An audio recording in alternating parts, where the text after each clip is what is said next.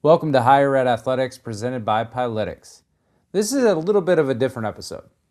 So I've been reflecting a lot with Higher Ed Athletics and the past interviews, and really happy with a lot of the interviews I've done, and had a little bit of an issue with the recording of a recent interview, and it's going to push a new interview back a week. So I wanted to just throw together some of the best questions and answers from some of the best guests I've had on the podcast. So sit back, watch this, listen to it.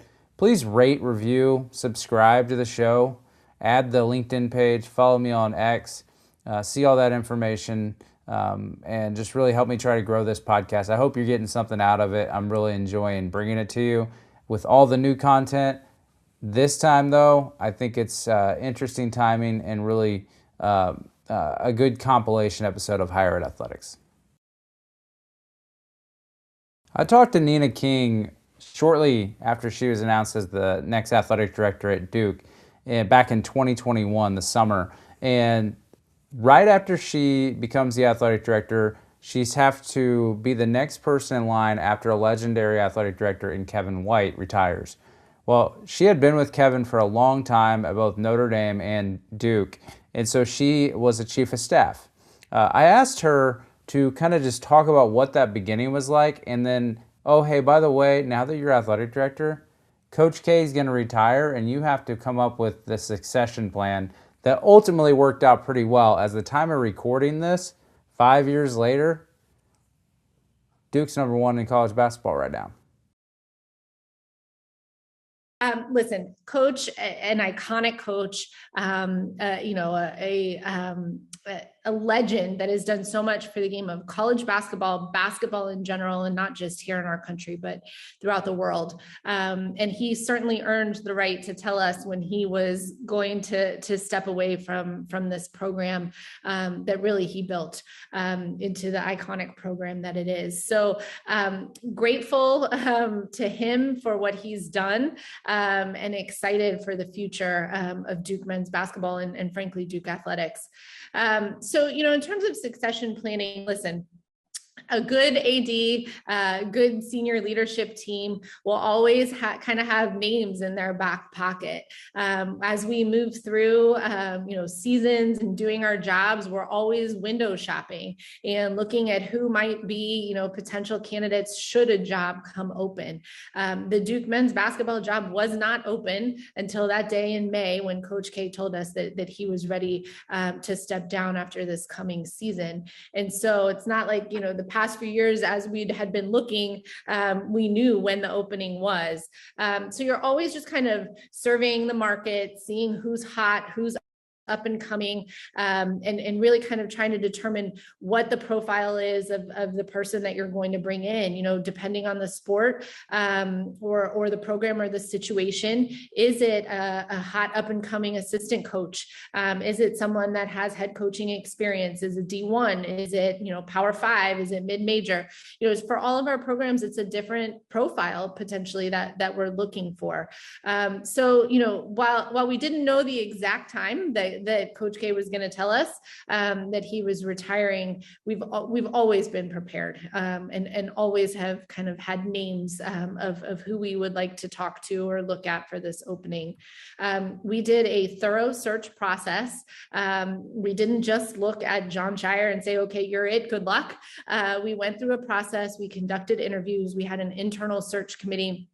We utilized a search firm, for all of the groundwork and background information that we needed. And then we went through interview processes with the search committee, with myself and our outgoing AD, Dr. White, and with our university president. And really, like I said, it was thorough and very confident in the selection of Jon Scheyer. He earned the job. And so, the internal candidate, being an internal candidate myself, stepping into the leadership role, we present a lot of great factors. There's a lot of pros into being the internal person stepping into this role. But just as I had to do, Jon earned the job. So really excited. This year is going to be crazy, fun, celebrating Coach K. We've got a really good team this year, so I'm excited about watching us compete. And then the transition to the Coach Shire era will be really exciting after this season is over. So a lot of things happening. The timing was crazy to me.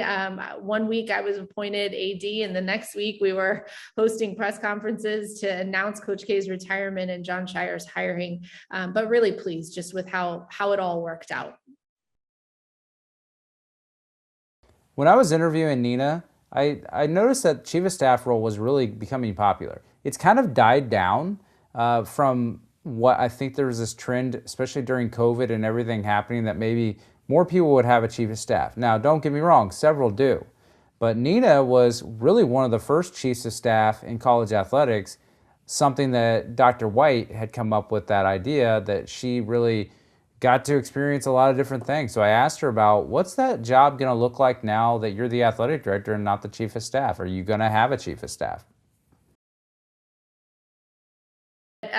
Chief of staff, I don't know if Kevin White was the first, but I would say probably one of the first. He has always been kind of a creative, visionary, forward thinker in college athletics. And so when we came to Duke, I was with him at Notre Dame prior, and I was in compliance, and he asked me to join the team here. And I said, I'll do anything but compliance. Sorry. I just had enough. And so he said, great, you're going to be my chief of staff. And I said, what the heck does that mean? I'd never heard of it in college athletics.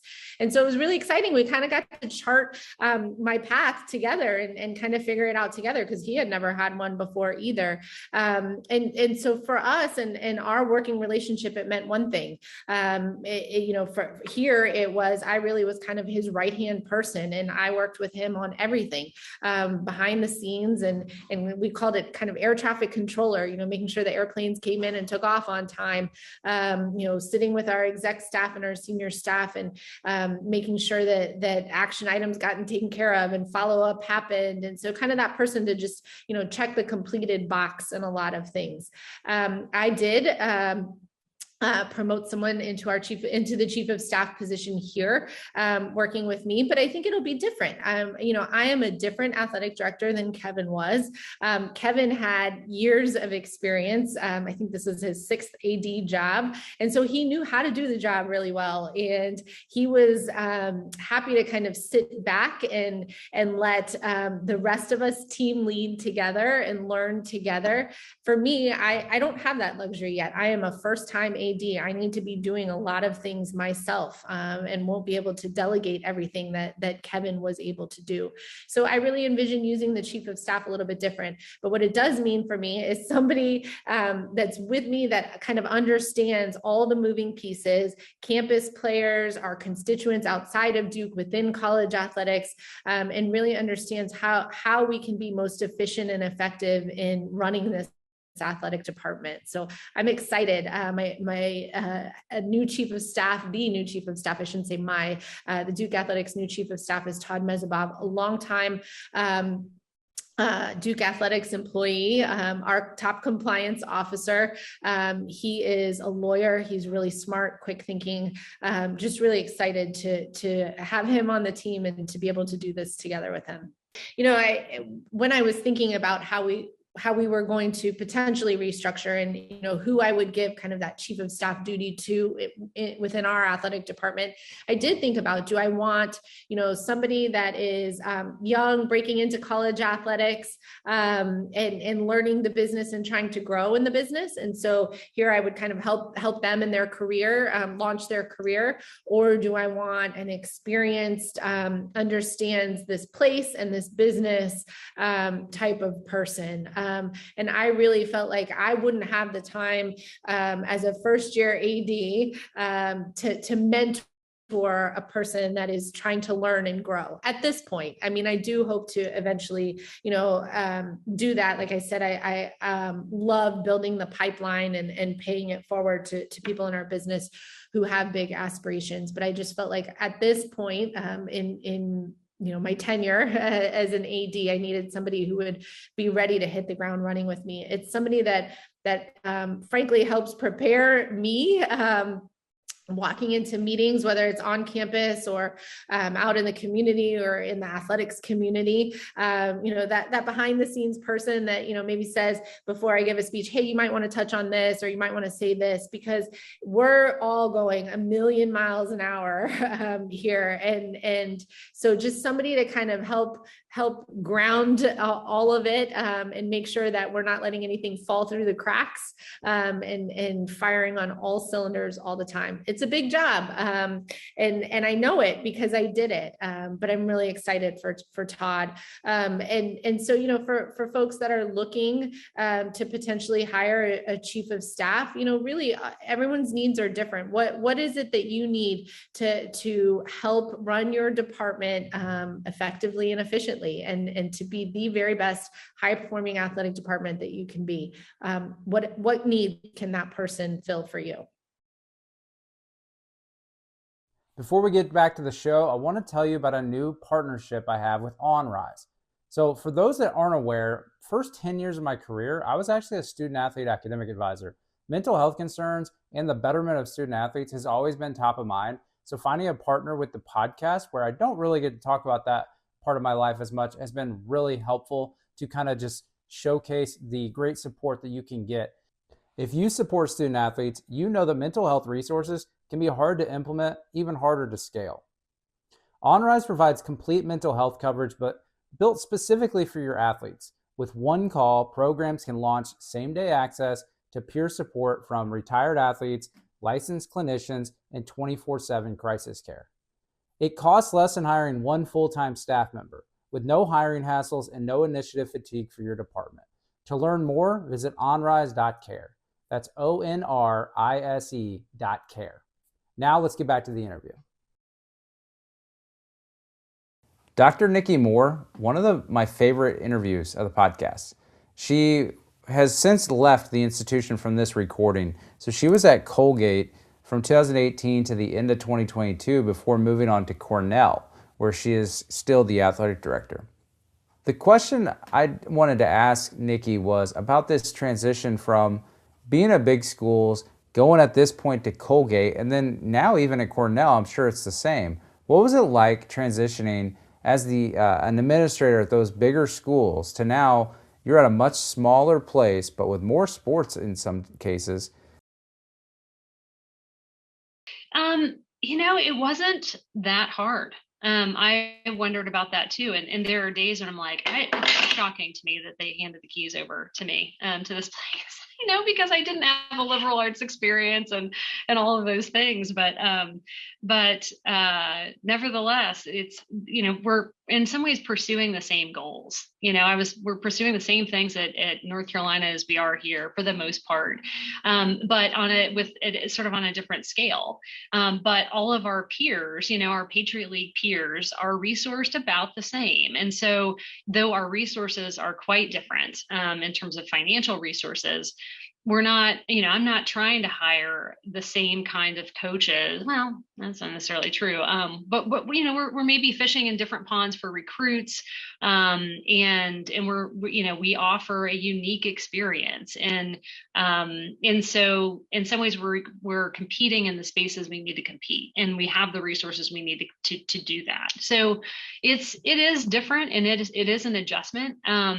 But I would say that, like, the thrill that I have on, a Saturday afternoon at a football game, or, a Friday night at a hockey game is not any different than we had at North Carolina or Oklahoma. The number of people are different, the other resources are a little different, but it's the core element of what's happening is very similar.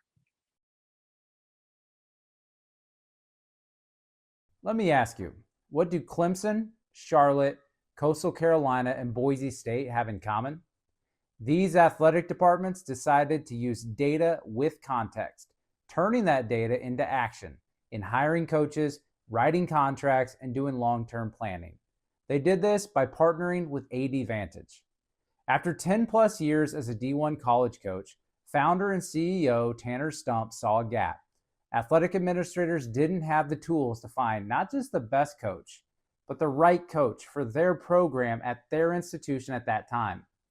Most industry solutions he did see were expensive, outdated, or lacked sport-specific insights.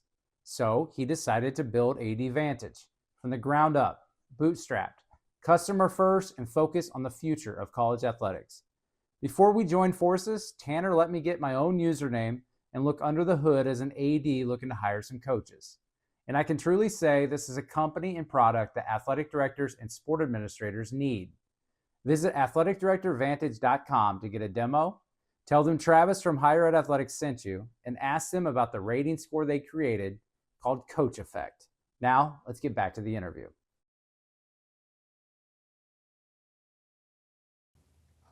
Colgate, while Nicki was there, went through a rebrand, kind of a new identity, and it seemed like a lot of athletic directors, athletic departments were doing this. And so I asked her, what was it like, and what is kind of the feel on campus across athletics and academics now using the same identity?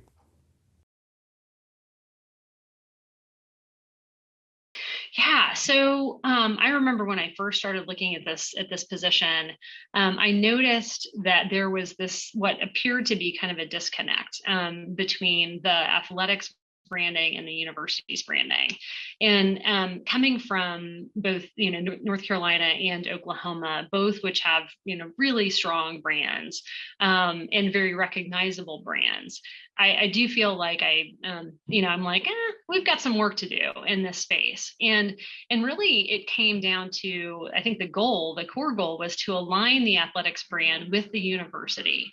And so in one of the 5 sort of President Casey, wonderful, fantastic president who actually came from DePaul most recently.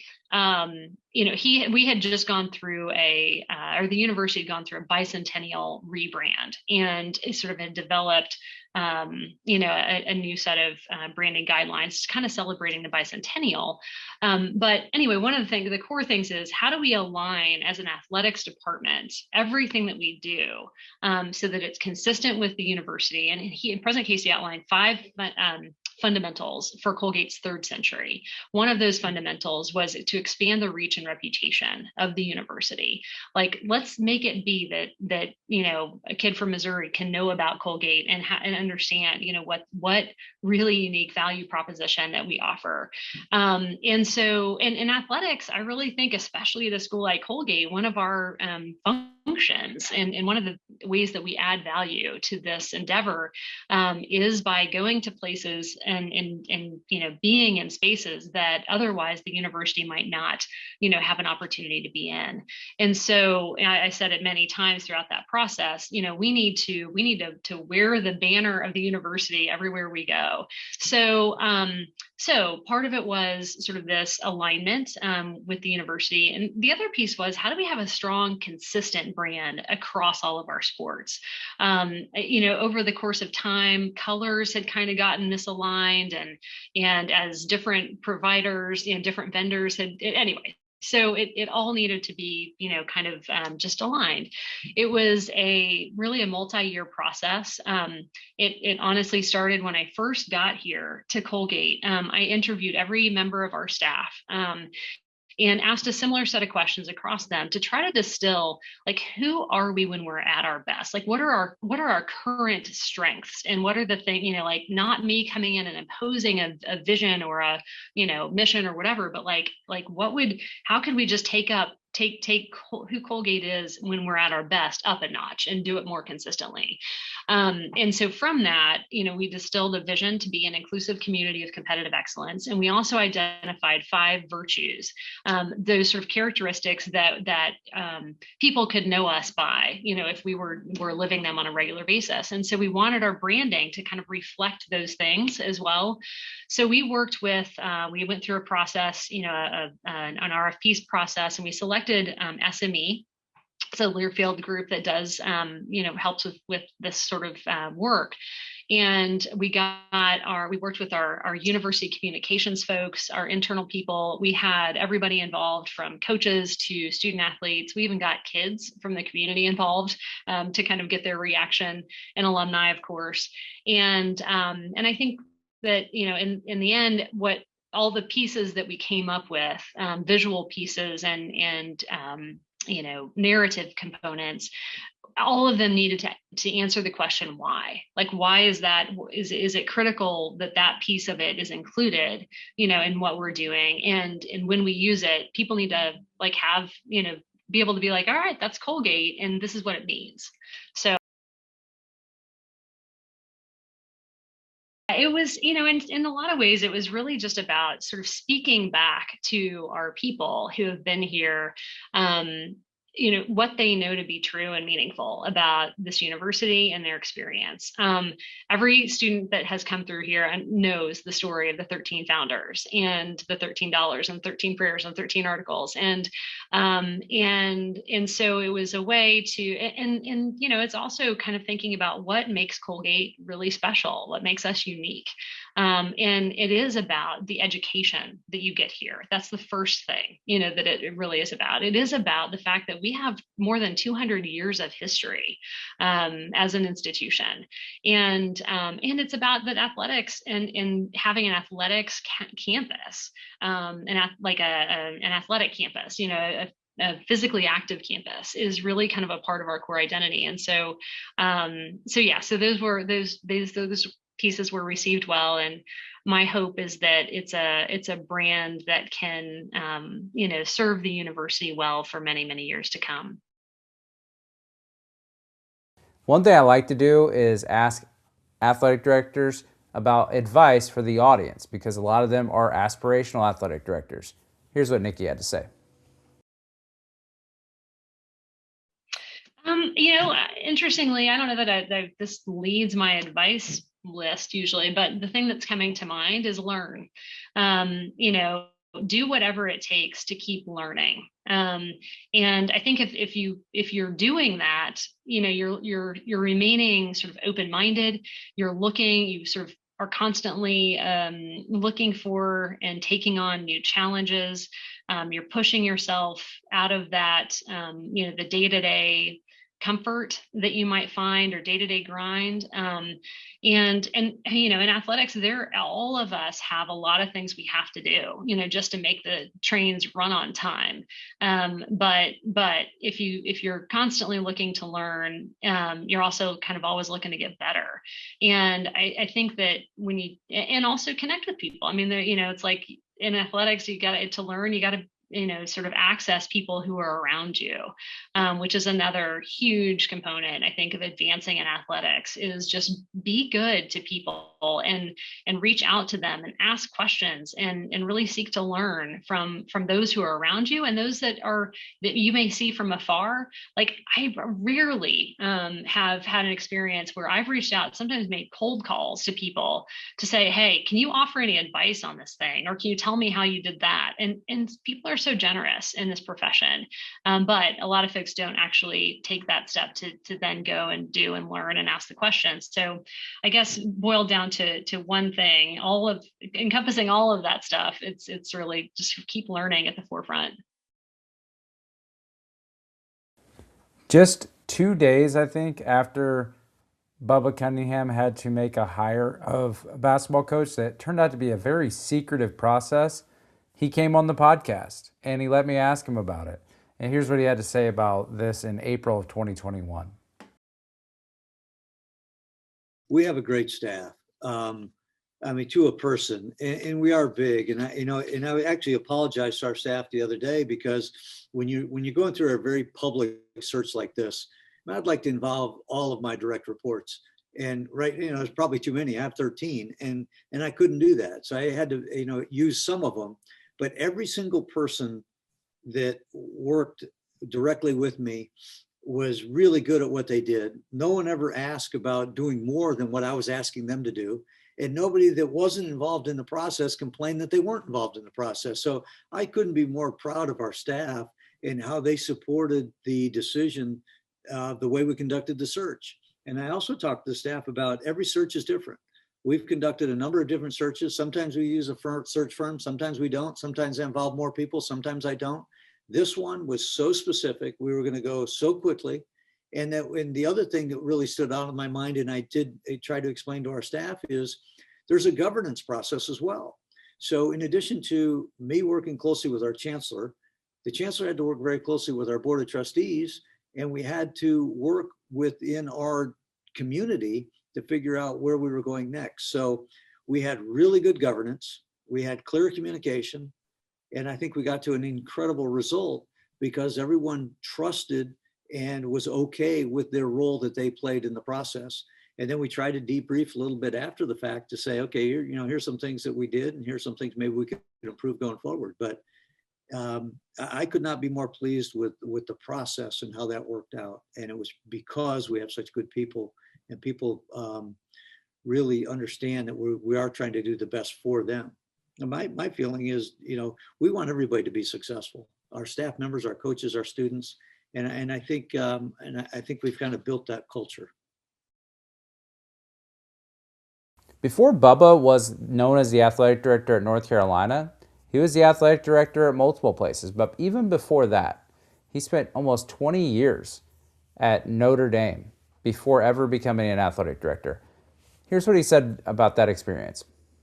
I had a great experience at Notre Dame for a long period of time. And I actually started my career there in the Alumni Association. And I think that was really has been the foundation of the principles and values that I've brought to intercollegiate athletics. My job, there were 200 clubs throughout the country, and I was responsible for being the principal liaison with one of them. And so I was with 100 of them, and then the other person had the other 100. And I really learned about the breadth of the university, and I learned about the service to those who had gone to the university and wanted to come back and stay connected. And so that really serves as, so then I switched from there into athletics. And then when I got into athletics, we were just starting a marketing program. So I was in marketing for a while. Then I went into the ticket office, was in ticket operations for a while. We started a mail order business of logoed merchandise. Then I switched out of there and went into, associate AD for finance and facilities, and then did some externals. So over that almost 20-year period between the student alumni work and the athletic department, I had seen so many different parts, and every one of those stops were helpful.